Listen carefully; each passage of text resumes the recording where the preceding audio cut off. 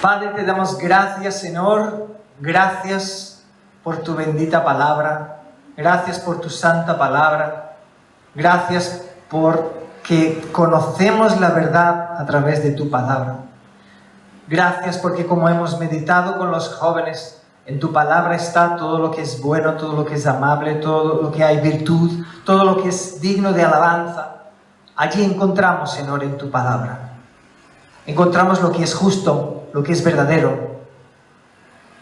Encontramos incluso aquello que nos cuesta ver, que es cuando se expone la debilidad de nosotros como seres humanos. Pero también vemos, Señor, principalmente, ¿no?, tu grandeza, tu soberanía, tu poder, tu gloria, tu majestad, tu perfección. Todo lo que tú eres, Señor, podemos conocer a través de tu palabra. En esta mañana pedimos, danos estos ojos que ven, danos estos oídos que oyen. Ayúdanos, Señor, en nuestra debilidad. Porque tenemos la tendencia, Señor, a leer tu palabra como si fuese cualquier libro, pero no es así, Señor. Ella tiene poder porque es viva y funciona cuando la ponemos en práctica en nuestras vidas. Y necesitamos que tu Espíritu hable a nuestro corazón y ministre a nuestro corazón de tal manera, Señor, que seamos capaces de ponerla en práctica para que podamos ver los frutos, Señor. Porque igual que si simplemente tiramos una semilla al aire, no va a fructificar, sino que la tenemos que plantar porque tiene que morirse para dar frutos. Así también sucede con nuestro corazón, Señor. No basta simplemente con ser oidores. No basta con simplemente venir aquí y oír tu palabra. No basta con simplemente oír tu palabra en la semana. Necesitamos ponerla en práctica en nuestras vidas, Señor. Y para esto te necesitamos y pedimos, ministra nuestro corazón. Ayúdanos en nuestra debilidad, Señor. En el nombre de Jesucristo te pedimos, Padre. Amén. Amén. Me gustaría hoy, ya que estamos en el octavo día de esta serie sobre el libro de Marcos, hacer un pequeñito repaso de los 7 últimos días. Empezamos hablando sobre el Rey, el Cristo, el Rey, que el Evangelio de Marcos es un libro que habla sobre el Rey Supremo. Él estaba presentando el Rey, y este Rey es Cristo Jesús. El Rey Supremo es el que gobierna sobre todas las cosas, el que los principados y potestades están bajo su mandato, el que gobierna sobre todo, el que reina sobre todo, aquel que venció lo que era invencible, venció la muerte, y el que tiene las llaves del infierno, el que las puertas del infierno no prevalecerán en contra de él. Porque Él dio esta autoridad a su iglesia, ¿no? Pero la iglesia tiene autoridad porque Cristo la tiene. Este es el Rey de Reyes. Este es el Rey que se presenta en el Evangelio de Marcos. Y en segundo vimos que este Rey llama a pecadores. En tercer día vimos que este Rey tiene autoridad. No es un Rey que es ¿cómo se dice? Una marioneta, ¿no?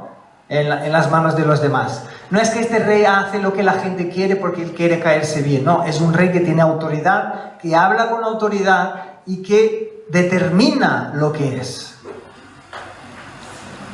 Y vimos que la gente reconocía la autoridad que él tenía cuando compartía la palabra. Porque él no solo decía, así está escrito, sino que él dijo, yo también digo esto, ¿no? Él es el único que tiene poder para hacerlo, autoridad para hacerlo. Luego vimos que es un Rey presente. No es aquel Rey que está allá perdido en su castillo, que nadie le ve. Vamos a verlo solo una vez al año, ¿no? Cuando pase desfilando por la ciudad, entonces va a pasar así, ¿no? Desfilando. No es este tipo de Rey. Es un Rey presente, un Rey que está presente en nuestras vidas, actuando en nuestras vidas, conoce nuestras necesidades y trabaja en nuestras vidas. Vimos también, en quinto lugar, que este Rey, a pesar de ser Rey, pasó por desiertos. Y el primer desierto que él pasó fue el desierto de la tentación.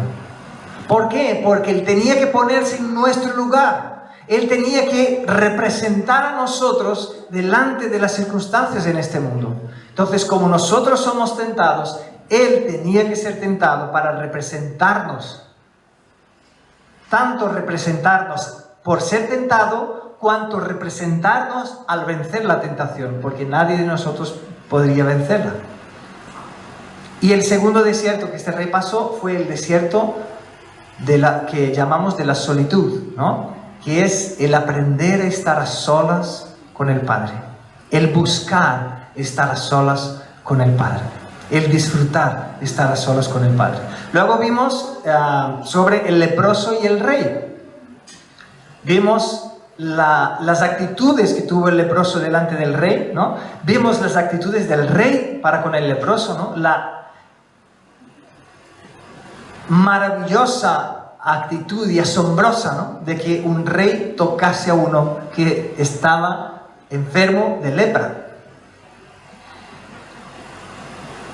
Y también vimos que esta lepra representa nuestro corazón, que es sucio y que necesita ser sanado por Dios. Vimos también el último domingo sobre el paralítico y el rey. Vimos, ¿no?, la necesidad que todos tenemos de que alguien nos cargue y la necesidad que también tenemos o la responsabilidad de cargar a otros y de compartir las cargas los unos de los otros. Muy bien, entonces he hecho un repaso. Hoy vamos a ver el texto de la palabra que habla sobre, yo lo he intitulado Los pecadores y el rey, porque quiero enfocarme en esta cuestión, los pecadores y el rey. Ahora, antes de empezar, quería hacerte una pregunta. Si el creador del universo te diera a ti la función de levantar un grupo de hombres que tendría la responsabilidad de impactar el mundo, ¿qué clase de hombres elegirías para ser estos comandantes? Si el rey del universo te encargara a ti y dijera, levanta hombres, quiero que elija 12 hombres que van a impactar el mundo, que van a empezar la iglesia en el mundo, ¿qué clase de hombres elegirías? Algunos seguramente elegirían hombres elocuentes, ¿no?, que sepan hablar delante de la gente, que tengan, ¿no?, manera de hablar y puedan explicar bien las cosas. Algunos elegirían hombres que se saben vestir, ¿no?, muy bien, que tienen buena pinta, que tienen, ¿no?, saben poner bien la ropa, ¿no?, están en la moda con la vestidura, las vestiduras de lujo. Algunos otros elegirían gente de buena reputación, gente que es conocido, es reconocido, gente que tiene fama, ¿no?, gente que tiene seguidores en Instagram, ¿no? Hay otros que elegirían a estos. ¿Quién elegirías tú? ¿Quiénes elegiríamos nosotros, ¿no? Vamos a leer Marcos, capítulo 1, de los versículos del 13 hasta el 17. Y en estos versículos nos vamos a enfocar hoy. Marcos capítulo 2, del versículo 13 hasta el 17. Dice la palabra: después volvió a salir al mar, y toda la gente venía a él, y él les enseñaba. Y al pasar, vio a Leví, hijo de Alfeo, sentado al banco de los tributos públicos, y le dijo: sígueme. Y levantándose, le siguió. Aconteció que estando Jesús a la mesa en casa de él, muchos publicanos y pecadores estaban también a la mesa juntamente con Jesús y sus discípulos, porque había muchos que le habían seguido. Y los escribas y los fariseos, viéndole comer con los publicanos y con los pecadores, dijeron a los discípulos: ¿qué es esto? ¿Que él come y bebe con publicanos y pecadores? Y el 17, al oír esto Jesús les dijo: los sanos no tienen necesidad de médico, sino los enfermos. No he venido a llamar a justos, sino a pecadores. Aleluya. Antes de empezar a meditar en el texto, me gustaría hacer un paréntesis que yo creo que es curioso y es bueno, que es lo siguiente. En el Evangelio de Mateo, cuando habla sobre esta historia de que Cristo se acercó al publicano, este recaudador de impuestos, les llama Mateo allí. Ahora, en el Evangelio de Marcos, en el Evangelio de Lucas, dicen que se llamaba Leví. Entonces hay gente que se confunde y dice: ¿qué quedamos, no? ¿Es Leví o es Mateo? Pero la Biblia no explica esto sobre su nombre. La verdad es que vemos en otros lugares de la Biblia que se señala que uno tenía un nombre griego y otro no, y le llamaban a veces por el nombre hebreo, porque ellos vivían allí en Roma, ¿no? Entonces tenía esta mezcla de los nombres, igual que a veces pasa aquí, ¿no? Uno le llama el nombre en catalán o el nombre en castellano, ¿no?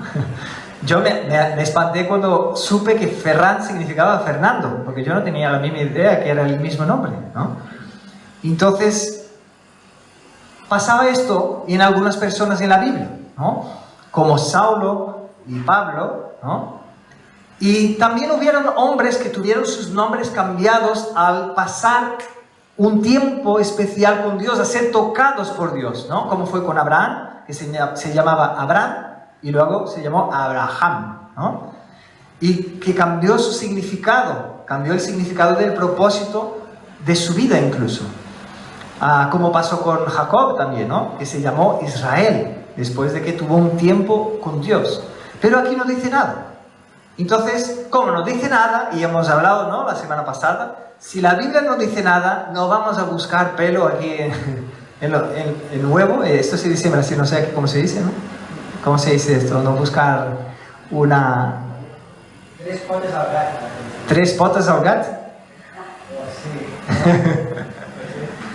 No vamos a buscar cosas donde no las hay, ¿no? Entonces, en un lugar dice Leví y el otro Mateo, entendemos por la historia que es la misma persona. Entonces, si la Biblia no da importancia a esto, nosotros tampoco la daremos. Pero sí es importante saber que habla de la misma persona, ¿vale? Para que no nos confundamos y pensamos: bueno, aquí solo habló de este tal Leví una vez y ya no se habla de él.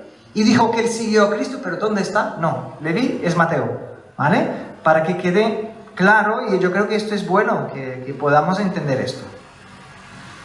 Dicho esto, el primer punto de hoy, quiero que podamos meditar sobre el rey que camina entre pecadores, ¿vale? Esto vemos en el versículo 13, dice: después de algo, no dice después de qué, ¿sí? Después volvió a salir al mar.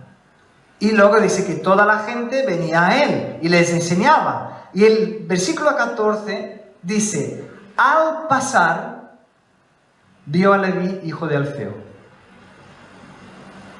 Y yo estuve meditando en qué el significado de este al pasar. ¿Cuán profundo era esto? ¿O pudo ser esto? ¿No? Muchos hoy en día piensan que para una persona, que una persona sea alguien sabio, ¿no? Que sea un hombre de Dios, un hombre inspirado, tiene que ser una persona que vive apartada de todos, en lo alto, en una montaña, ¿no? En una casita así simple, escuchando solo los pájaros, abrazando los árboles, rodeada de la naturaleza y de la tranquilidad, ¿no? Porque, claro, la ausencia de conflictos puede parecer que es paz, ¿no? Pero la paz, verdadera paz, no es la ausencia de conflictos. Pero hay gente que puede pensar así, ¿no? Que para que una persona sea un hombre de Dios, sabio y inspirado, tiene que vivir allí, ¿no? Apartado de todo, alejado del loco ritmo de esta sociedad. Si eso fuese cierto, Cristo, el único que vivió sin pecado, hubiese vivido apartado de todos también. ¿Sí o no? Estaría ahí como en una cajita, ¿no? Y que la gente que viniera se pusiera ahí a un lado y con una una valla así, hablaría, oh, santo, ¿no? Santo Jesús, háblame tú con tu sabiduría, ¿no? Y Cristo al otro lado diría, oh, ¿no? Y estaría hablando ahí cosas, si esto fuese cierto, pero no lo es. Entonces Cristo, vemos a un Cristo que es rey y caminaba entre pecadores.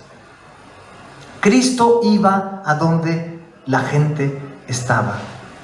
Cristo no esperaba que la gente viniese a donde Él estuviese. Él iba hacia donde la gente estaba. Incluso la gente viniendo donde Él estaba, Él no se paraba por esto, sino que les enseñaba, sí, pero luego seguía caminando, ¿no? Hemos visto en un día que habló esto, Cristo dijo, tengo que ir porque mi Padre me ha llamado a esto. Ahora, yo me he preguntado, ¿y si Cristo hubiese estado apartado de todos? ¿Cómo hubiese sido su ministerio? ¿Cómo hubiese podido llamar a los 12 de manera personal, decir, sí, ven y sígueme? ¿Cómo pudiese haber impactado de manera tan presente, tan cercana a los discípulos? ¿Cómo sus discípulos hubiesen podido vivir las experiencias que vivieron con Él si Él estuviese apartado? Sería imposible, ¿verdad? Imaginaros cómo sería el bautismo de Jesús sin estar donde la gente estaba, donde Juan el Bautista estaba bautizando a la gente. Sería Él solo allí, ¿no? Con el Padre y alguien más, no sé.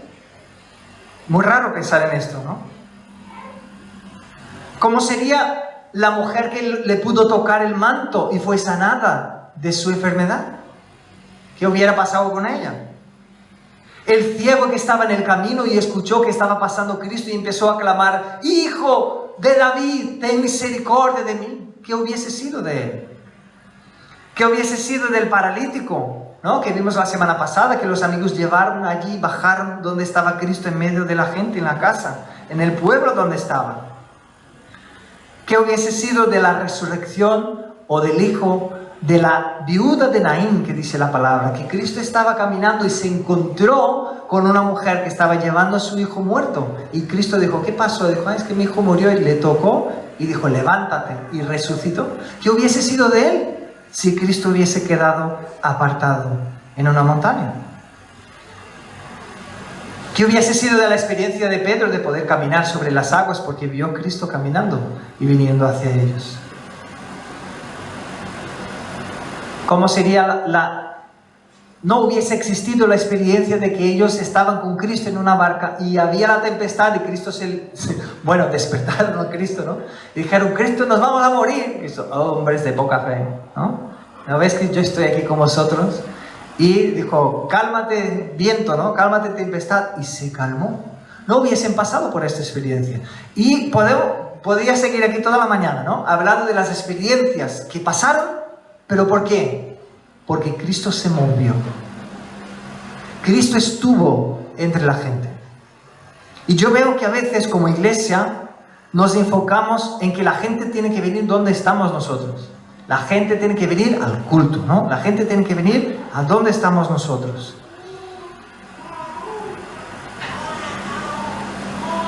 Y la pregunta que yo hice mientras meditaba en esto es, Señor, ¿cuánto de Cristo la gente puede ver en nosotros? Para que cuando nosotros estemos con ellos, puedan ver tu luz brillando a través de nosotros. ¿Cuán obediente soy a tu palabra para que cuando yo esté con la gente pueda decir, este estuvo con Cristo, y pueda ver Cristo en mí? La verdad es que Cristo ya no puede estar caminando físicamente entre nosotros, pero antes de acceder al cielo, Él dio una gran comisión a sus hijos y dijo, ¿qué fue lo que Él dijo? Id y haced discípulos de todas las naciones. Entonces, el mismo Rey que caminaba entre pecadores nos llama a nosotros, nos comisionó a nosotros a caminar entre pecadores, a ser esta luz que alumbra la oscuridad. No a vivir como ermitanos allí en lo alto de la montaña o en una burbuja de una comunidad evangélica, ¿no? Decir, aquí quedamos solo nosotros, estamos cómodos, nadie dice no lo contrario, ¿no? Todos decimos lo mismo, todos queremos Dios. Es muy cómodo, pero no es a lo que Cristo nos llamó, a estar solo así. Eso es parte, pero no es el todo. Cristo nos comisionó y dijo, vosotros que sois mis discípulos, haced lo mismo ahora. Yo estuve caminando entre la gente, ahora haced vosotros lo mismo. Caminad entre la gente y haced discípulos de todas las naciones. Amén. Amén. Ah, vale. Segundo punto, el rey ve a los pecadores. El versículo 14 aún dice, al pasar vio a Leví, hijo de Alfeo. Ahora, hermanos, ¿cuántas veces ya te has sentido invisible? Rodeado de mucha gente, te has sentido invisible. Parece que ni estoy aquí. Parece que si me voy nadie se da cuenta. Lamentablemente a veces pasa en las iglesias, ¿eh? Que la persona entra y sale, nadie le saluda, nadie le dice nada. Que el Señor nos ayude, tenga misericordia de nosotros para que seamos sensibles y estemos atentos. Pero ¿cuántas veces nosotros nos sentimos invisibles? Y esto no solo en la iglesia, ¿no? Puede ser, no sé, en el cole, en el instituto, en la universidad, en un trabajo, puede ser en cualquier lugar. Nos sentimos como invisibles.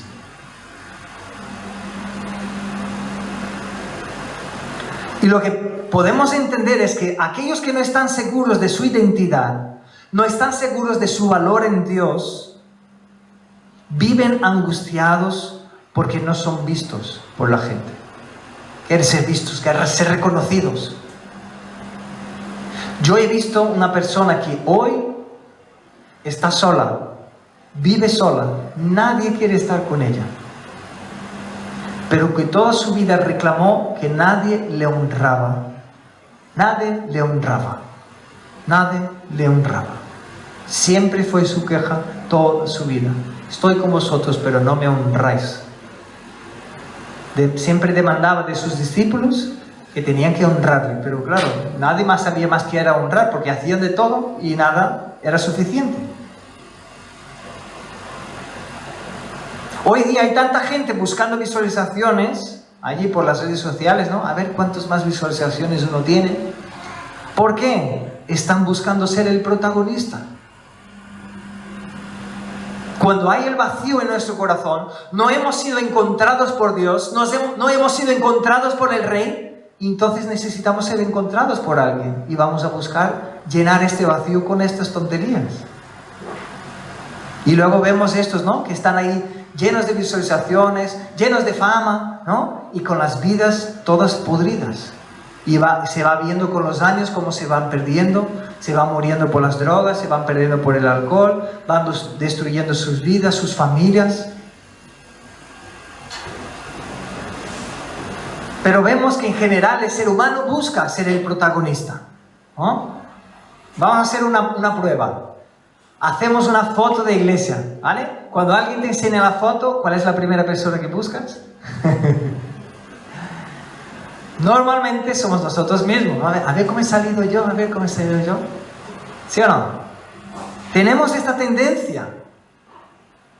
La persona que de verdad fue encontrada por Cristo, la que de verdad fue tocada por Él, y empezó a ver los cambios que Él hace en su corazón, y empezó a ver todo lo que Cristo hace en su vida, ya no tiene la necesidad de que la gente le vea.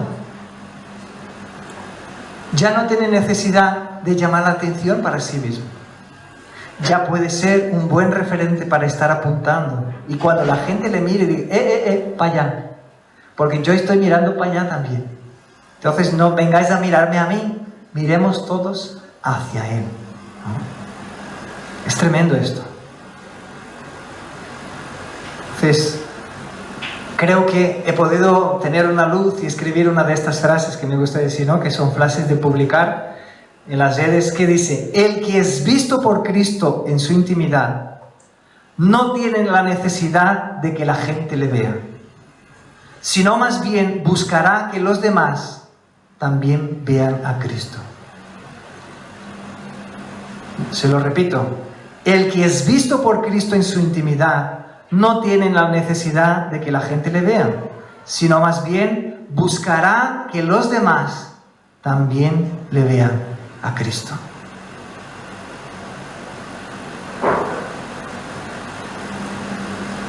Y yo no sé qué impacto esto tiene en tu corazón, el saber que Dios te ve, pero a mí me explota la cabeza. Saber que Dios me ve a mí. Es decir, hermanos, no es solo imposible ocultarse o esconderse de Dios, porque dice que Dios ve todo lo que pasa. Aunque intentemos ocultar algo de Él, es imposible. Incluso el pensamiento más profundo que pueda nacer en nuestra mente, allí Dios lo ve. Pero no es solo esto, es que Él te ve a ti, de manera personal. De manera personal. Él conoce tus necesidades, Él conoce las heridas que tiene en el corazón, Él conoce lo que pasaste, Él conoce, incluso tiene un propósito para tu futuro. Es tremendo esto. Y la palabra dice que Cristo murió para ti, por ti, ¿no? Para darte salvación. Romanos 5:8 dice: mas Dios muestra su amor para con nosotros en que, siendo aún pecadores, Cristo murió por nosotros. Es decir, Él tenía en su mirada, cuando murió en la cruz, nuestras vidas. Él miraba a ti, te miraba a mí, y tenía ya en su corazón el anhelo de cumplir el propósito del Padre, que era a través de un único Hijo, unigénito, hacer el que sea el primogénito entre muchos hermanos. Ese es tremendo. El Rey que ve a los pecadores. El tercer punto de hoy es el Rey que invierte su tiempo en pecadores. Versículo 15 dice: aconteció que estando Jesús a la mesa en casa de él, muchos publicanos y pecadores estaban también a la mesa juntamente con Jesús y sus discípulos. Y los escribas y los fariseos, viéndole comer con los publicanos y con los pecadores, dijeron a los discípulos: ¿qué es esto? Que él come y bebe con publicanos y pecadores. Vale, entonces recordemos, hemos visto al principio que Cristo no se quedó allí en un templo apartado de todos, ¿verdad? Sí, ahora pensemos lo siguiente: el Rey Supremo, al venir al mundo, tener como meta vivir sin pecado, tener como meta vencer a la muerte, y ya que estaría entre la gente, en la lógica humana es que él estuviese solo con personas que fuesen de bien, personas que buscasen el bien, personas que conociesen la palabra, personas que, ¿no?, que quisiesen estar allí como que buscando la voluntad de Dios. Este es el razonamiento humano, es esto. Personas que tuviesen una buena apariencia delante de los demás, un buen testimonio delante de los demás, ¿no?, un cierto estatus.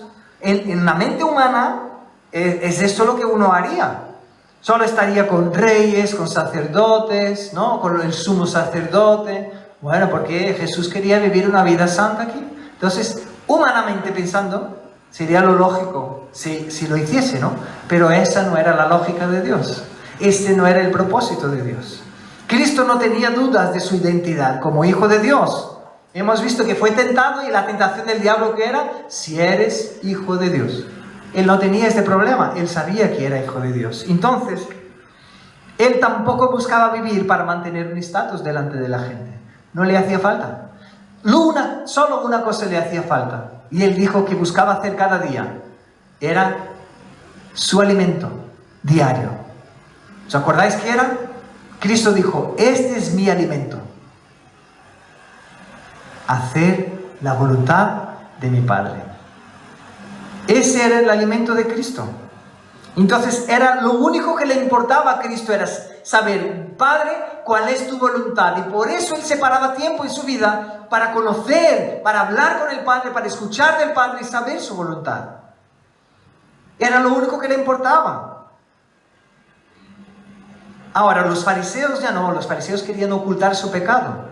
Ellos, cuanto más veían que podían estar expuestos sus pecados, más intentaban inflar su santidad rota, ¿no? Su falsa santidad, para intentar enmascarar y que la gente no viese cómo era su corazón. Ahora, como Cristo no tenía nada que esconder, Él era totalmente libre para obedecer al Padre. Y estar incluso, y comer incluso con pecadores. Porque Él sabía que estos, justo estos, serían aquellos que le recibirían a Él y que sabrían que le necesitarían y que entregarían su vida a Él. Todo su ministerio, toda la obra de Cristo en la tierra, Él dedicó en obedecer al Padre. Y básicamente fue para hacer ¿qué? Servir a pecadores. Simplemente porque no había uno en la faz de la tierra santo. No había uno. Pensando en esto, yo pensé, vale, entonces, ¿no? Si fuese para Cristo estar con los más, ¿con quién sería? Para que Él no pecase. Y yo no he encontrado ninguno. Yo no he encontrado ninguno.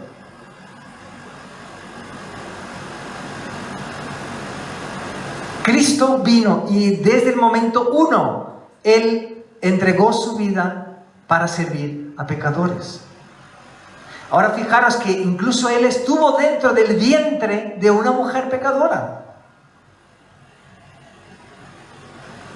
María no era perfecta, porque si no, no hubiese estado aquí, ¿no? María también era pecadora, igual que tú y yo. Y allí ya empezó el proceso de humillación de Cristo, de hacerse hombre y estar en el vientre de una mujer pecadora.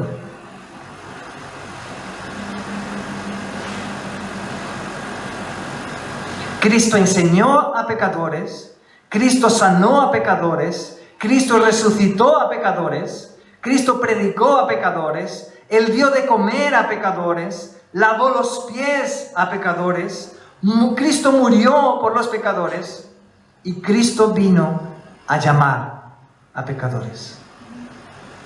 Esta es la verdad bíblica y una verdad que hay mucha gente que no la quiere escuchar. Pero es la verdad. Y es la verdad que libera nuestro corazón. Porque sin darnos cuenta, cuando empezamos a seguir a Cristo, intentamos hacer cara buena a Dios, ¿no? Decir, ay, Dios, mira cómo soy bueno, ¿no? Mira cómo soy bueno. A ver si tú me puedes escuchar hoy, porque mira, hoy he hecho mi devocional, ¿no? Vamos intentando ahí jugar con Dios como si fuese humano. Queremos hacer cara buena, ¿no? Como si pudiésemos llegar a conquistar algo de Dios por lo que hacemos o por la cara buena que ponemos. Pero la cruda realidad es que Cristo vino a los pecadores. Pero saber esta gran verdad libera nuestro corazón. ¿Y por qué? Porque decimos, gracias Cristo, viniste a por mí. Viniste a por mí. Esto es liberador para nosotros.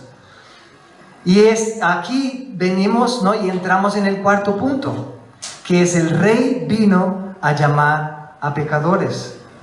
Porque el tercer punto era que Cristo invierte su tiempo con los pecadores. Y el cuarto punto y último es que el Rey vino a llamar a pecadores. El versículo 17 fue la respuesta de Cristo a los fariseos.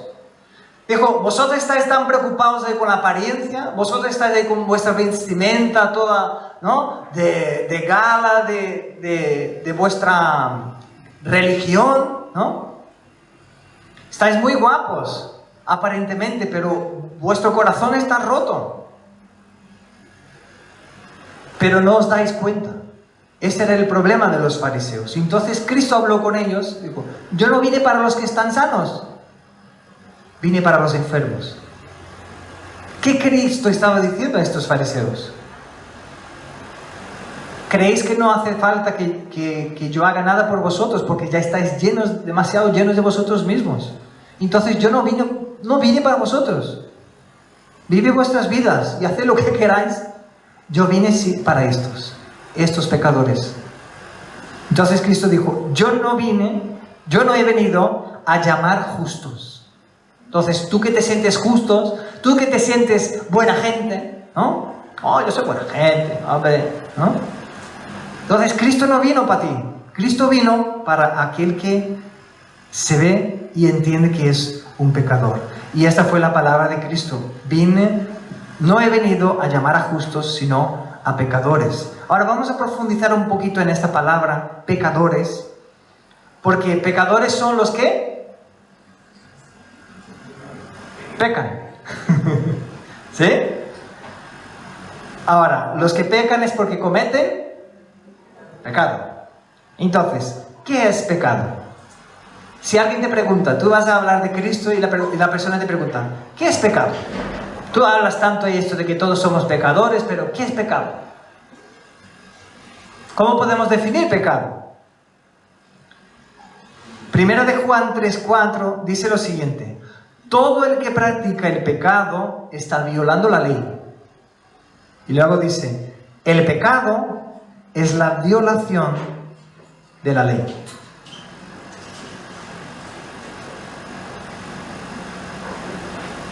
¿Y de qué ley está hablando? De la ley de Dios. Ahora, yo he pensado en toda la ley de Dios, ¿no? Y luego me he acordado que Cristo resumió en 2 grandes mandamientos. Entonces quería recordar con vosotros lo que está en Mateo capítulo 22, del 34 al 40, que dice: entonces los fariseos, oyendo que había hecho callar a los saduceos, se juntaron a una. Y uno de ellos, intérprete de la ley, es decir, el que tenía la universidad de las universidades, el doctorado de los doctorados de la Biblia, preguntó para tentarle a Cristo, diciendo: Maestro, ¿cuál es el gran mandamiento en la ley?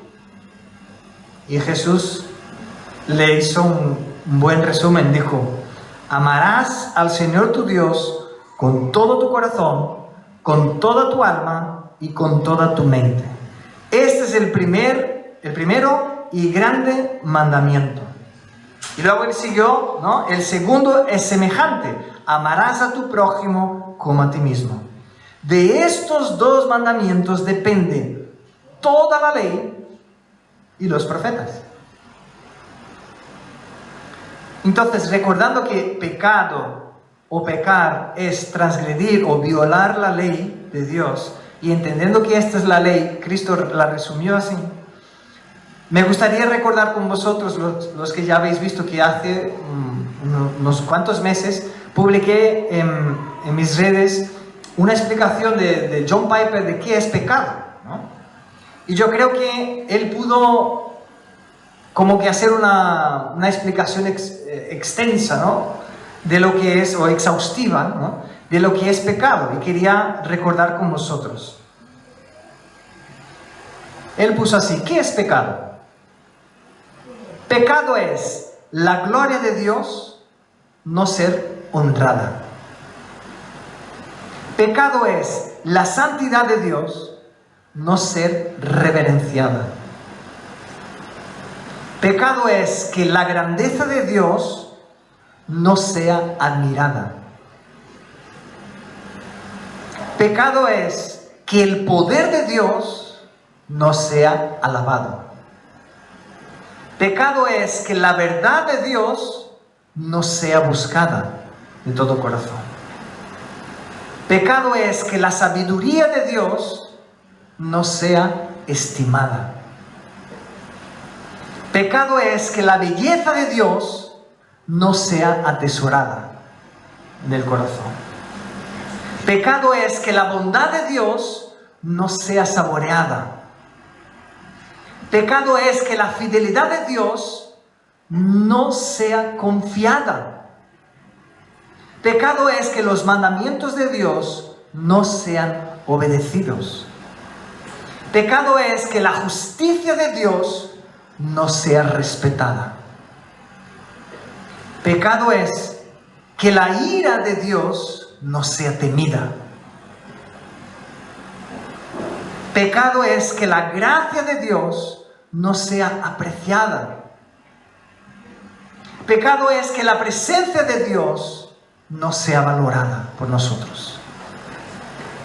Y por último, y yo creo que es lo que nos ayuda a entender y conectar con el mandamiento que Cristo nos dio, pecado es que la persona de Dios no sea amada. Eso es pecado. Y la palabra de Dios dice que la ira de Dios está sobre los pecadores. Nuestra cruda realidad es que todos nosotros somos blancos de la ira de Dios a causa de nuestros pecados. Colosenses 3:6 dice: pues la ira de Dios vendrá sobre los hijos de desobediencia por causa de estas cosas, por las cuales cosas la ira de Dios viene sobre los hijos de rebelión. Por estas cosas la ira de Dios viene sobre los hijos de desobediencia. Esta es la cruda realidad que estaba sobre todos nosotros y está sobre la humanidad perdida. ¿Y cuáles son las buenas nuevas de salvación? ¿Cuál es la buena noticia que la palabra nos da? Es que Cristo el Rey vino a llamar a pecadores al arrepentimiento. Lo curioso es que el texto en Mateo que habla sobre esta parte y en Lucas, cuando Cristo habla que no vino a llamar a justos sino a pecadores, Él dice a pecadores al arrepentimiento. Allí está completada la idea, porque Cristo no vino solo a llamar a pecadores y decir: ven conmigo los pecadores, ¿no? Seguid pecando. Esta no es la idea, no es lo que Dios enseña en la palabra. Pero hay mucha gente que piensa esto, ¿no? Ahora vivimos en la gracia, ya no hay que... la ley ya se pasó, ya no hay que vivir la ley. Hay gente que dice esto. Entonces, Dios es amor, vamos a vivir todo por el amor, ¿no? Y así cada uno hace lo suyo, cada uno hace lo que le da la gana. Y no sé dónde está el amor aquí, ¿no? Porque el perfecto amor no tiene nada que ver con que cada uno haga lo suyo. Y que digan los padres que están, ¿no? Que saben cómo es cuidar a sus hijos. Que a veces nosotros nos ponemos cabezotas y queremos hacer cosas que no son buenas para nosotros. Pero las buenas nuevas de salvación es que Cristo vino a los pecadores. Cristo vino a llamar a pecadores. Entonces las buenas nuevas para ti y para mí hoy es que Cristo vino a llamarte a ti. Pero no llamarte a ti para que simplemente te sientes aquí y te quedes así: ay, qué bueno, me llamó, ¿no? Ahora sigo con mi vida igual. No. Vino aquí llamarte al arrepentimiento, para que tuvieses la oportunidad de arrepentirte y ya no ser blanco de la ira de Dios. Porque aquí está la cuestión. Aquellos que no se arrepientan, aquellos que no lleguen al arrepentimiento, aquellos que no reconozcan a Cristo como su Señor, llegará el día de la ira de Dios y no tendrán cómo escapar de la ira de Dios. Ahora, aquellos que se rinden a los pies de Cristo, aquellos que reciben a Cristo, que reciben el sacrificio que Cristo hizo en la cruz y entienden, dice: Señor, esto fue por mí, gracias, lo recibo a Cristo como mi Señor. Y entonces Cristo se hace como el escudo y recibe toda la ira de Dios sobre él. Y en realidad es lo que Él ya hizo en la cruz. Pero cuando uno entrega su vida a Cristo, hace esto realidad para Él. Que Cristo aguantó, soportó toda la ira de Dios contra los pecadores y la puso sobre Cristo en la cruz. Por eso Cristo tuvo que padecer. Por eso Cristo tuvo que ser traicionado. Por eso tuvieron que pegarle. Por eso tuvo que tener esta muerte tan dura. Porque Él estaba cargando sobre sí la ira de Dios a causa de nuestros pecados. Pero esta ira no se ha acabado. Dios sigue con la ira, su furor sigue en contra del pecado y del pecador. Por eso Cristo llama a los pecadores, y no los llama para vivir la buena vida, así de, ¿no? Como la gente dice. No les llama para seguir viviendo igual, sino que nos llama al arrepentimiento. Charles Spurgeon dijo lo siguiente: no puede haber paz entre tú y Cristo mientras haya paz entre tú y el pecado. O entre ti y el pecado, ¿no?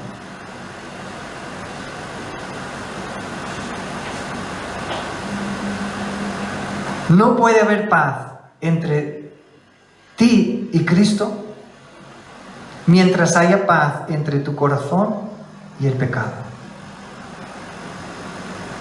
Y la verdad, hermanos, como ya sabemos, todos somos enfermos como leprosos delante de Dios. Nadie fue capaz de cumplir la ley. Romanos 2:5 dice: por causa de tu terquedad y de tu corazón no arrepentido. Ahora fijaros bien, yo nunca me había fijado en este versículo. Dice: estás acumulando para ti ira para el día de la ira y de la revelación del justo juicio de Dios. Es decir, no es que solo la ira de Dios vendrá sobre aquellos que hacen la maldad. Cuanto más maldad hacen, cuanto menos se arrepienten, están acumulando la ira de Dios sobre sí.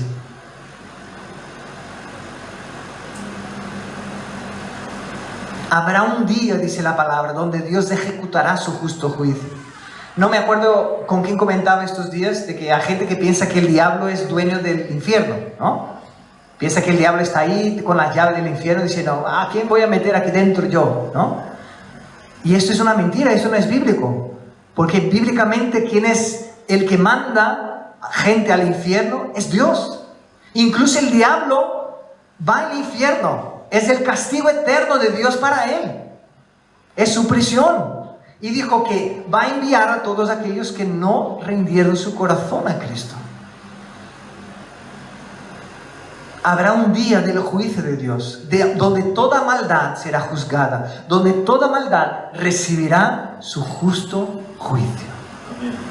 Y aquellos que rindieron su corazón a Cristo, aquellos que se arrepintieron, estarán librados de ella. Gloria a Dios por esto. Porque era una carga que nadie de nosotros podía pagar, una deuda que nadie podía pagar.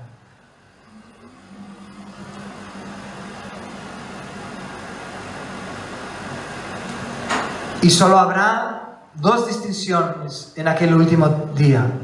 Las personas con el corazón terco, que se presentarán en el juicio de Dios pensando que hicieron algo de bueno con sus vidas y fueron buenas personas y que merecen estar en el cielo, pero no tienen ni idea de que están siendo el blanco de la ira de Dios.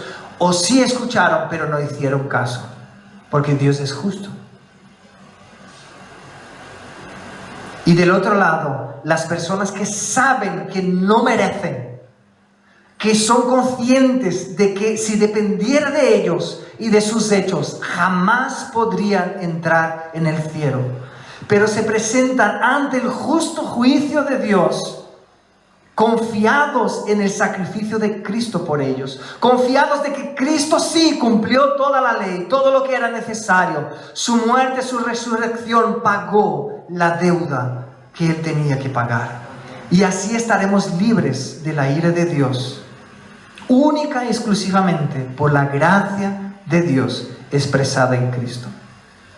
Entonces, un resumen de lo que hemos visto hoy, hermanos, es que el Rey Supremo camina entre pecadores. El Rey Supremo ve a los pecadores. El Rey Supremo invierte su tiempo con los pecadores. Y el Rey Supremo vino a llamar a pecadores al arrepentimiento. Aleluya. Si Cristo llamase a alguien que se cree justo, la persona no seguiría a Cristo porque se cree justo, no hace falta seguir a Cristo. Pero vamos a suponer que esta persona dijera, bueno, voy a seguir a Cristo porque quiere estar con buena gente, porque yo soy buena gente, ¿no? Entonces esta persona no haría lo que es justo, no glorificaría a Cristo con lo que es justo. ¿Por qué? Porque diría en su corazón, los buenos tienen que estar juntos. Se pondría al mismo nivel de Cristo. Pero el Cristo, el Rey, llama a pecadores al arrepentimiento, porque es la única manera que quede evidente que el único que merece la gloria es Cristo. El único que es perfecto es Cristo. Todos los demás somos miserables pecadores que necesitamos de su gracia sobre nuestras vidas. Y el Señor nos llama a que nos arrepintamos de nuestros pecados y que Cristo reciba toda la gloria hoy y siempre por su obra y por su fidelidad de vivir aquí, pero no cometer ningún pecado, permanecer fiel hasta el final y vencer a la muerte. Y no cualquier muerte, sino muerte de cruz, cargando sobre él la deuda que estaba sobre nosotros. Aleluya. Vamos a estar de pie, vamos a orar.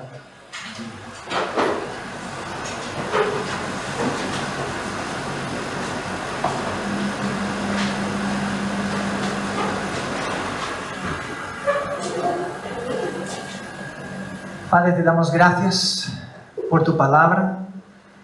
Gracias porque siempre nos asombra, Señor, poder conocer más de ti. Ver cómo tú eres único, Dios. Ver que no hay nadie que es como tú. Nadie que jamás vivió en esta tierra. Ningún hombre que jamás vivió por aquí puede llegarse a comparar a tu perfección, Señor, a todo lo que tú eres.